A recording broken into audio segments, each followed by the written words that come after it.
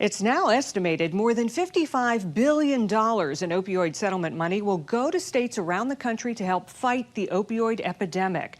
Spotlight on America has been tracking the settlement money, and we discovered many grassroots organizations who've been on the front lines battling the drug crisis for the past decade are having a hard time accessing the funds. How old are you now? 8, about to be 9. It's been almost 2 years since Ava lost her dad to an opioid overdose. There you go.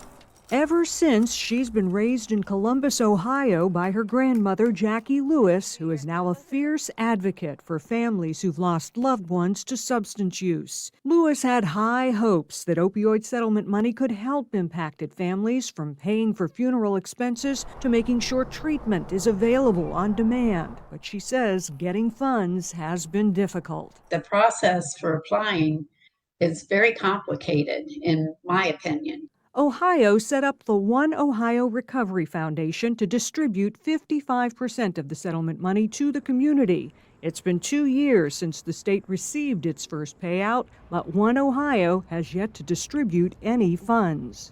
It infuriates me, quite honestly.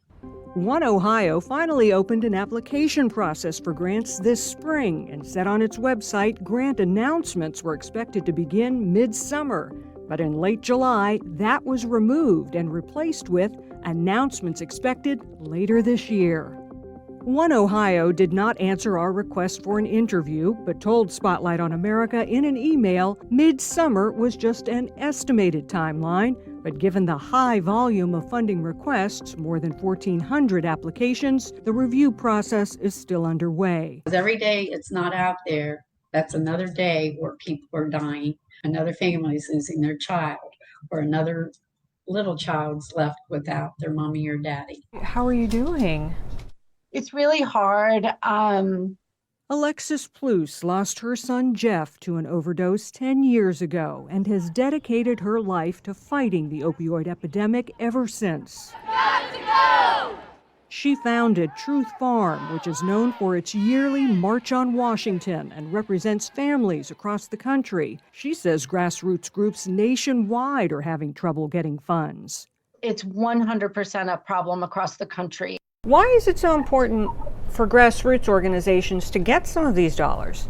We're coming in and filling in the gaps and taking care of people that the systems are leaving behind. Nobody's going to go the distance like a mom or a dad who's lost their own kid. The grant tracking portal.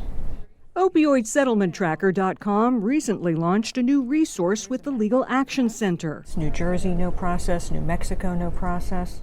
It keeps track of which states are offering grant opportunities to community groups. Hundreds of thousands of people had to die for state and local governments to get their billions of dollars from these pharmaceutical companies. So in order to spend these monies well, I think it's imperative for decision makers to reach out to the folks impacted most. Founder Christine Minhey says about a dozen states have yet to announce community grant programs. One of our big goals to level the playing field for those who might need these resources most. Community organizations that have tiny budgets are going up against these extremely well-financed applicants who know how to play the game. Back in Ohio, Jackie Lewis joined forces with 8 nonprofits and hired a company that specializes in grant writing to help them apply for funds. We needed somebody that understood the inside track, so to speak, and this group, they know the players, the politicians, how the workings are. So now they wait and hope for funding to help their cause. What do you want us to know about your grandma, Jackie? She's a good mom. Oh. More than 3,600 Ohioans died last year due to opioid overdoses. The state is slated to get about $2 billion in settlement money over 18 years. That's more than most other states because it was harder hit by the opioid epidemic. For Spotlight on America, I'm Angie Moreschi.